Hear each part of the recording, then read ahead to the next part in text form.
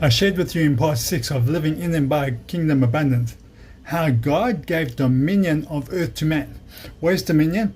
Dominion is supreme authority, sovereign power, and or control over a territory of people.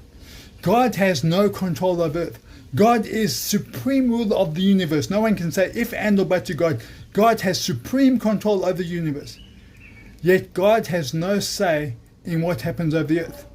Why? Because he gave dominion to man. Listen to Genesis chapter 1 verse 26. Then God said, "Let us make man in our image, after our likeness, and let him have dominion over the fish of the sea, the birds of the air, of the heavens, over the livestock, and over all the earth, and over every creeping thing that creeps on earth." God cannot do anything on earth because he gave dominion, supreme control over earth to man. Now, let me ask you a question. Why would God do that? Back to verse 26. God said, "Let us make man in our image, after our likeness." We look like man. We look like God. Made in his image, we look like him. God has hands, nose, feet, mouth. We look like God after our likeness to be able to do the same things God does.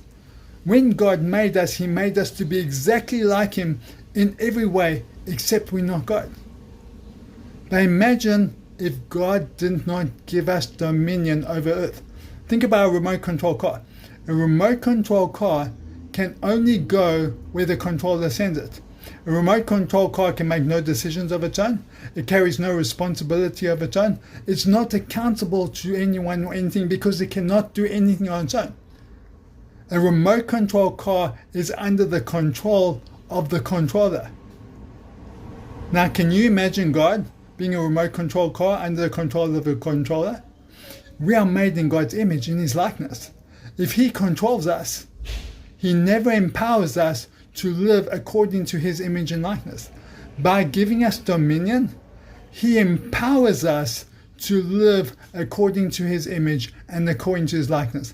By giving us supreme rulership, supreme authority over earth, removing it from himself, he empowers man to live according to the image and likeness man was made of, that which is God's likeness and image.